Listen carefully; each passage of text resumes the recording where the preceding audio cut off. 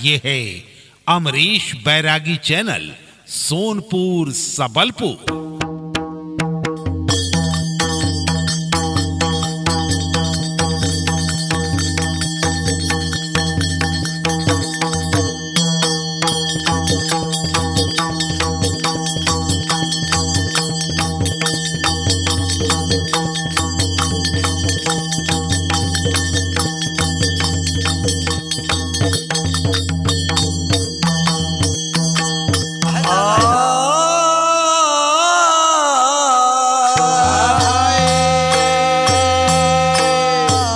से बोल दी विष्णु भगवान की मैया सती ज्योतिष महाराज की प्रेम से बोल रे सुगोनवा बबुआ करीख महाराज की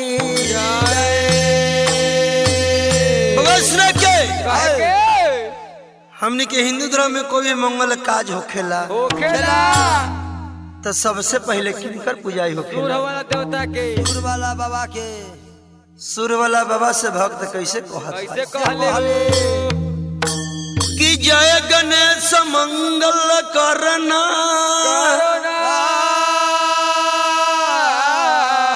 जय गणेश मंगल करना विघ्न हरहु गण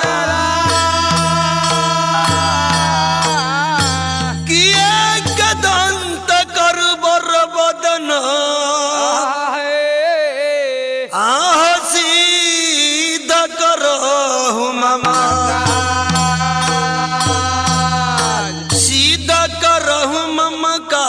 जय बाबा सुमरिल सरस्वती केवल आचर रे मैया आके पार लगा हो सरस्वती ने स्वर दिए हैं, सरस्वती ने सूर दिए हैं, गुरु ने दिए हैं, माता पिता ने जन्म दिए कि कर्म लिखे भागा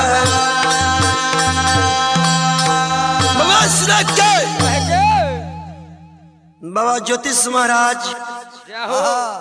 कैसे कामन में बनिसार पड़ल रहे कैसे और जोगिन से बनिसार कैसे बाबा कारी छोड़ा के लेला प्रसंग मोहे कहे जात बनी हमरा से जो भी टूटी फूटी भाई एक लड़का समझ के क्षमा करबे वो माता सरस्वती से कहला कैसे कहले हो कि ना हम गवैया ना हम बजवैया सब बीच में आई तू मैया हमरे सजी के लाज के तोरे कृपा बा हे माई की हम कुछ गावत नहीं अरे कृपा न हो तो हम कुछ न गाए। एकर नाम वंदना भैया कभी बंद ना होखेला। चली कुछ कथो कहानी पर आवा तो ठीक रही। हाथ मन मोरा चंचल है गोसाइया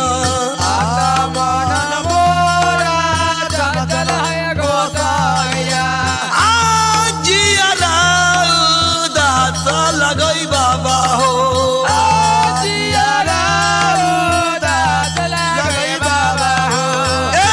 कैसे गई कारी खो के अनुराग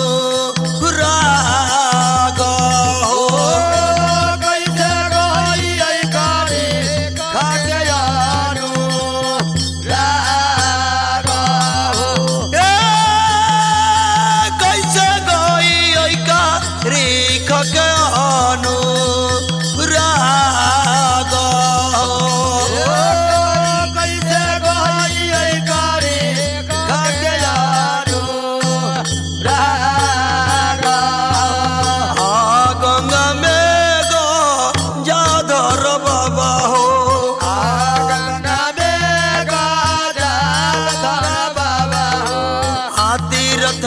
पारे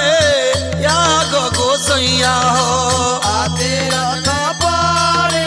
या गोसैया हो आदम सो भैया न बा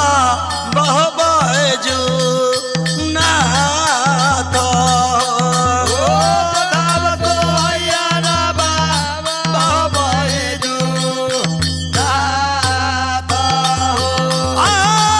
आदम सो भैया न बा बहबैजू नाथ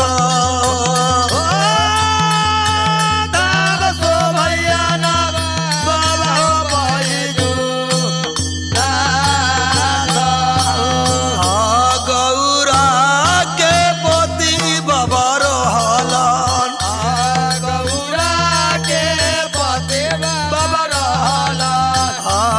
शिव बाबा महादेव गोसैया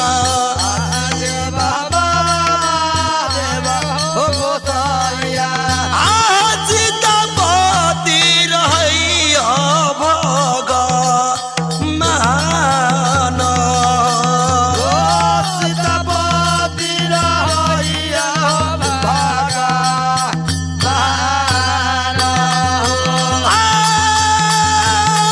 सीतापति रहै छन भगवान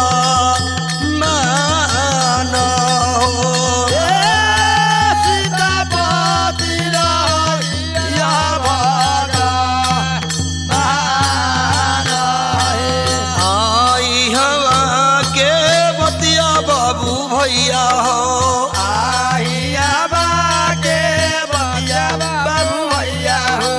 आई हो रही गेलई हो गोसैया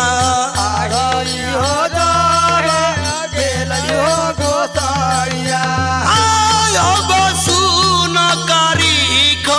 के होबे या न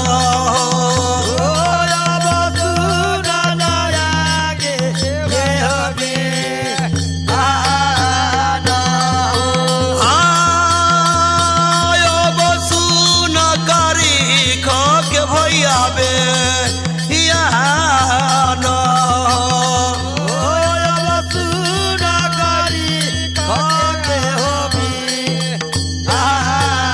बाबा मसूदीन जी सुने के कथा उस समय के हम कहत जात बनी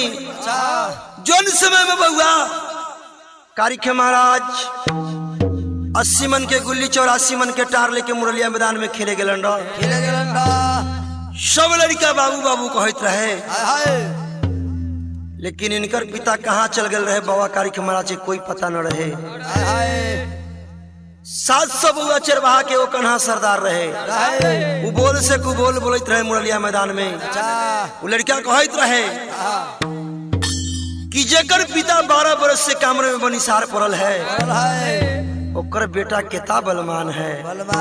कि ऐसा गुल्ली टार मारलन कि कितना लड़का के हाथ गोड़ टूट गेल कितना के भौं ले फूट गेल इतना बोली सुन के बउआ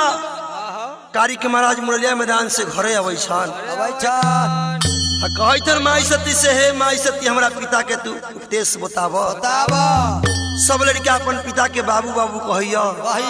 हमर पिता कहाँ चल गेला लेकिन उ माई सती छल कैलन कहलन कि हो बउआ कारिक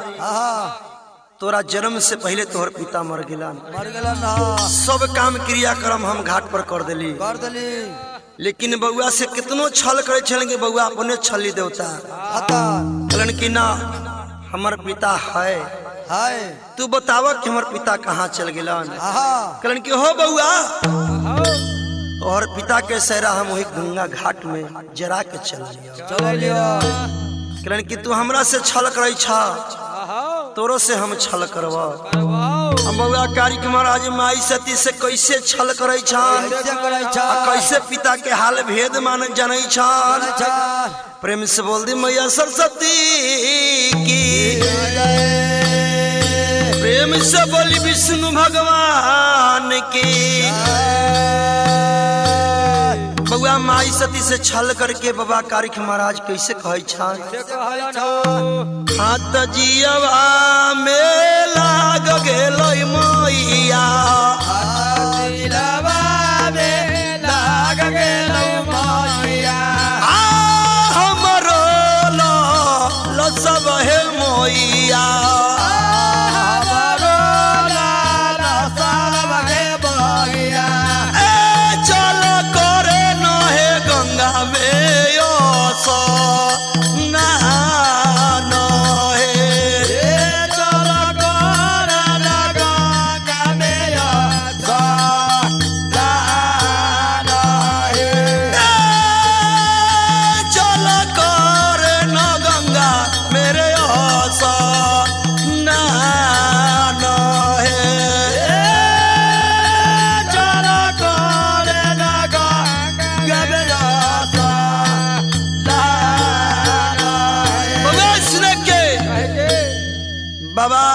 कारिक महाराज अपने सज्जू के देवता छली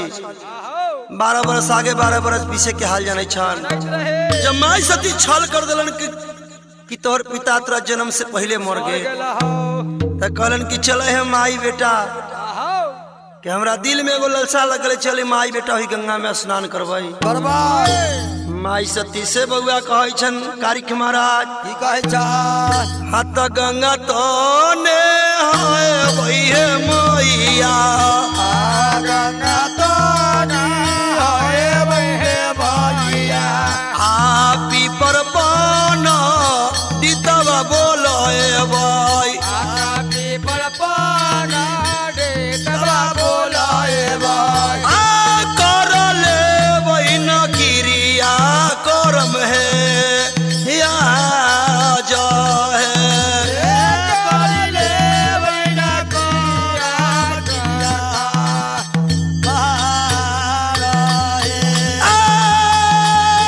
कर ले बहिन क्रिया कर आ जा है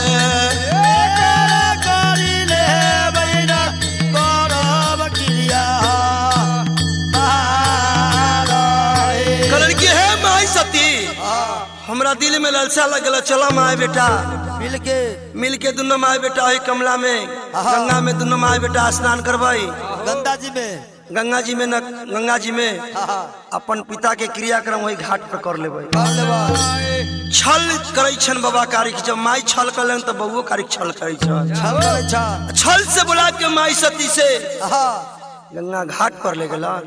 कहलन कि हे माई सती जातन का गंगा में स्नान करला। जब माई सती बउआ के बात मान के गंगा में स्नान करे जाय छन तब बाबा कारिक कीरी ला करे छन मसूदन जी गंगा घाट पर बउआ कारिक की करे छन हाथ घटिया से उड़ गेलै दुलरुआ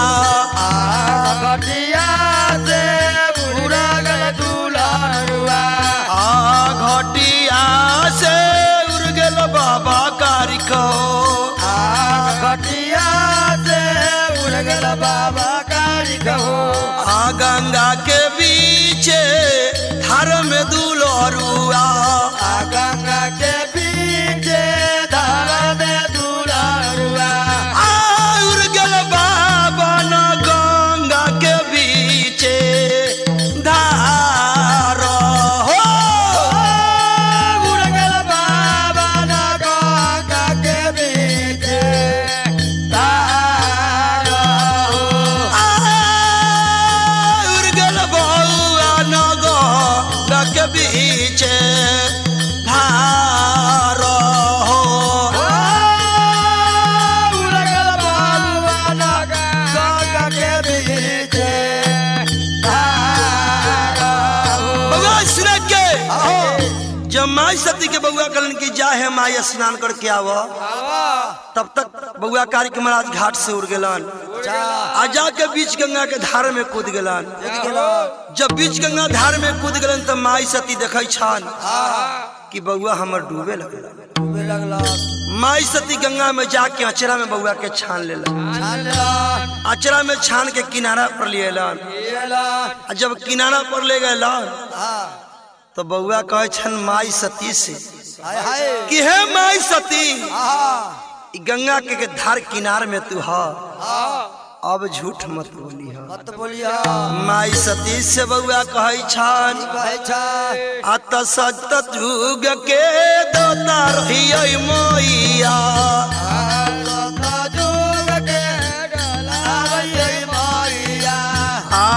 सतजुग के देवता रहियै माता हे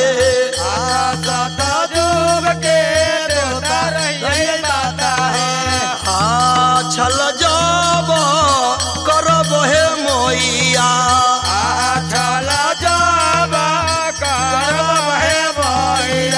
ए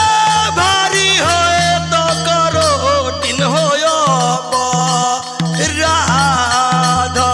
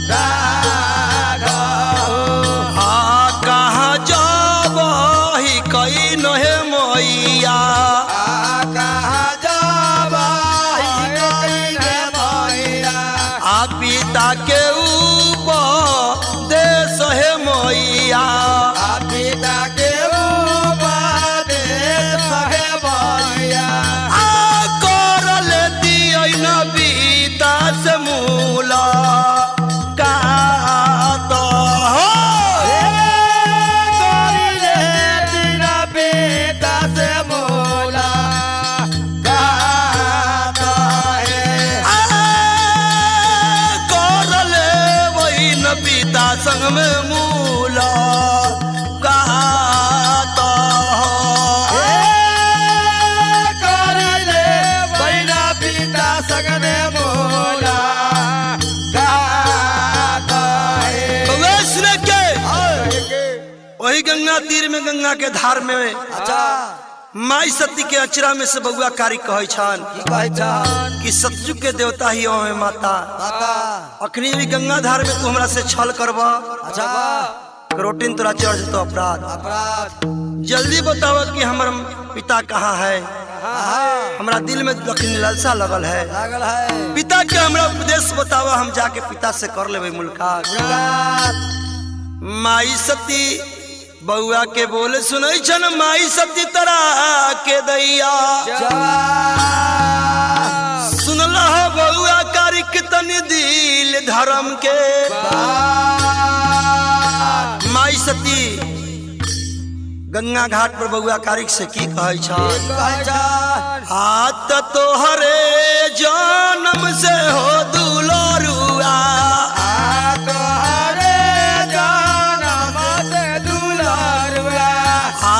पिता के जब ले गेल रे दैबा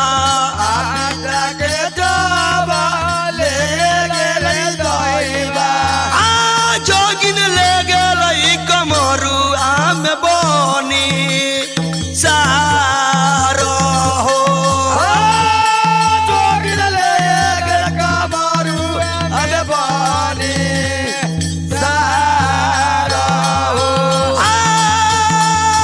जोगिन ले गेल कमरुआ में बनी सारो हो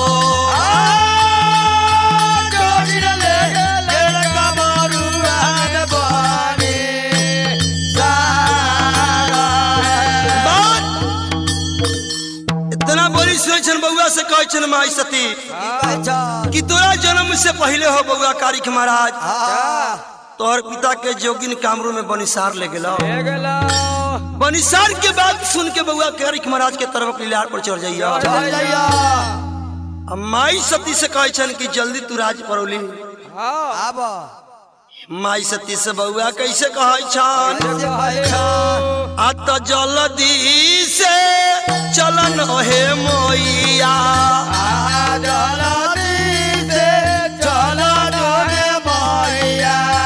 बरौली दे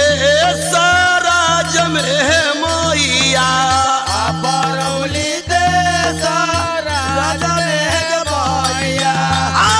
कर जबै न पिता से हो मूला गात हो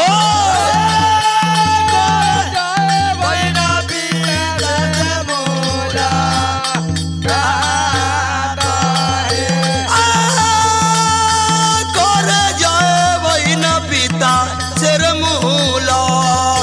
गात हो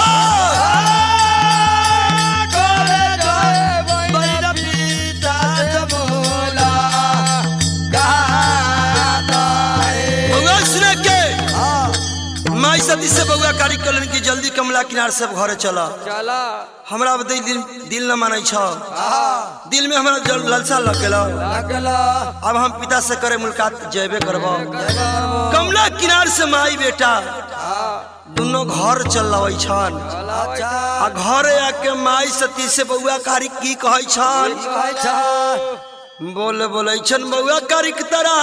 के दैया सुनला है मैया सती आहे दिल धर्म के माई सती से बउआ कैसे कहै छन आत कहाँ जबही कैन हे मैया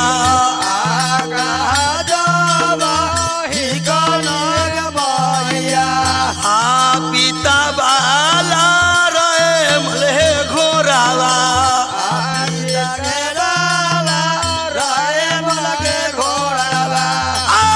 से करहलिया ही हृदवा में समू जाब है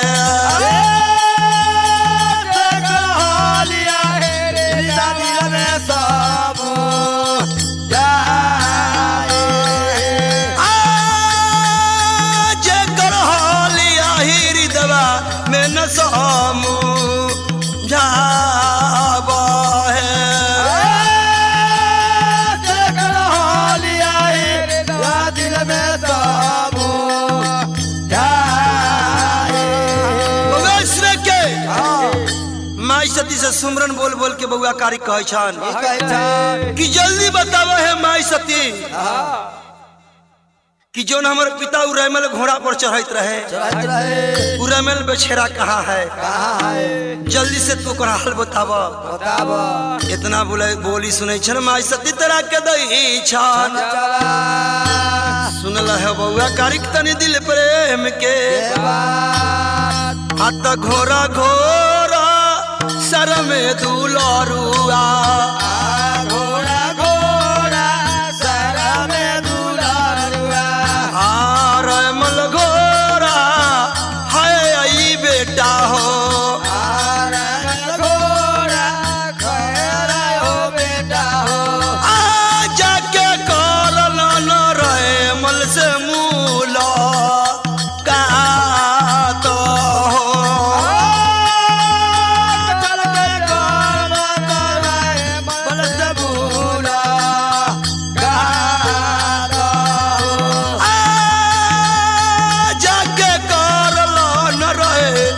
से मूला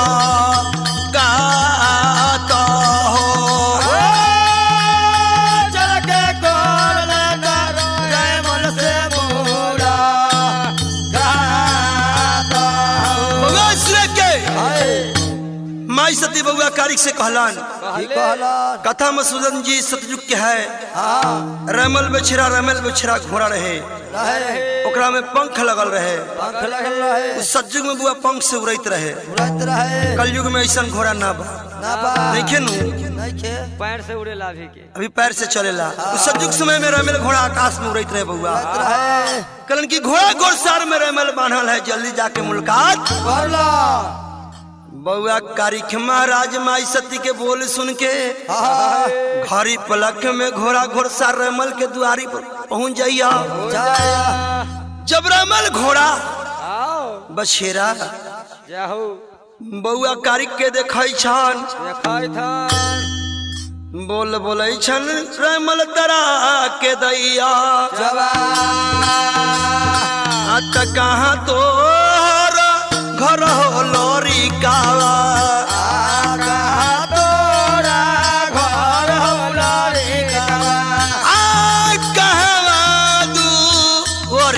परोइया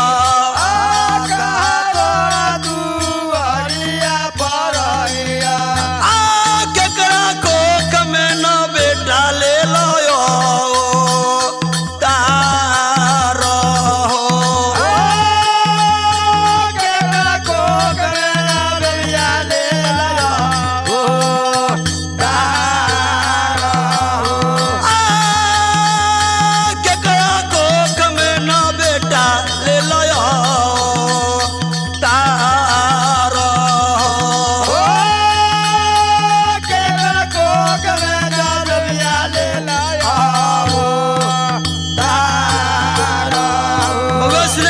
बबुआ सुनिल जी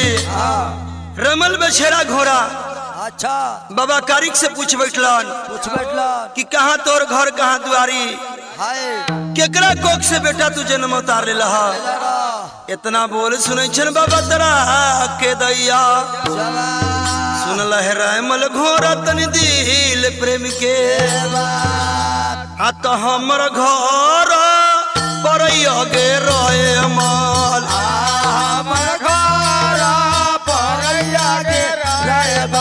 हमर पघार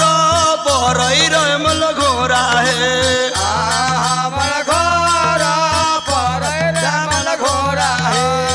बरौली देश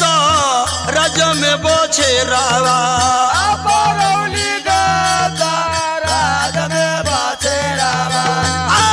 सती को किया जनमिया ले लियो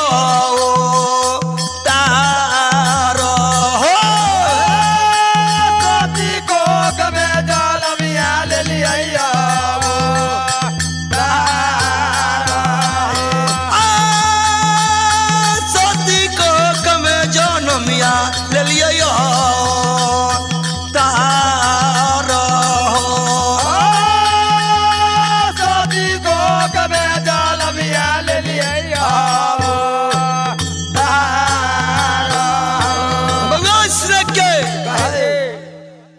रमल घोड़ा बछेरा हमर घर द्वारी राज परौली परैया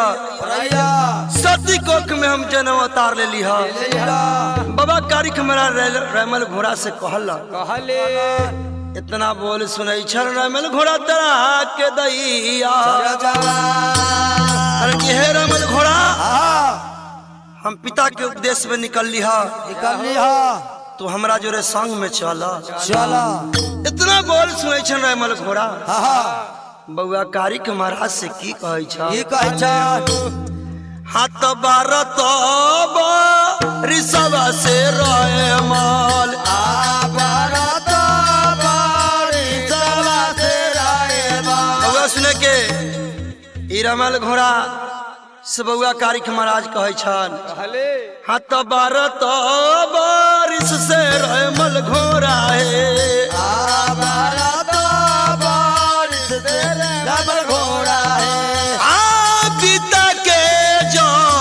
रखल जोगिनिया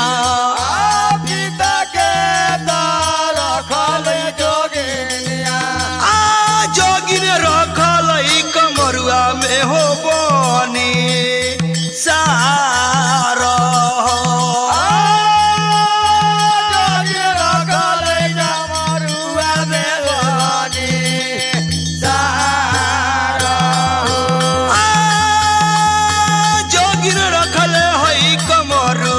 में बहनी सारा है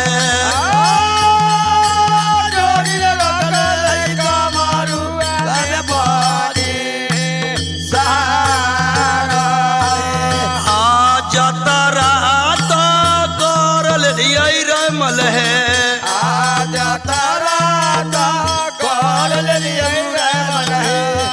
कमर है देश राज के है रमल राज के है रमल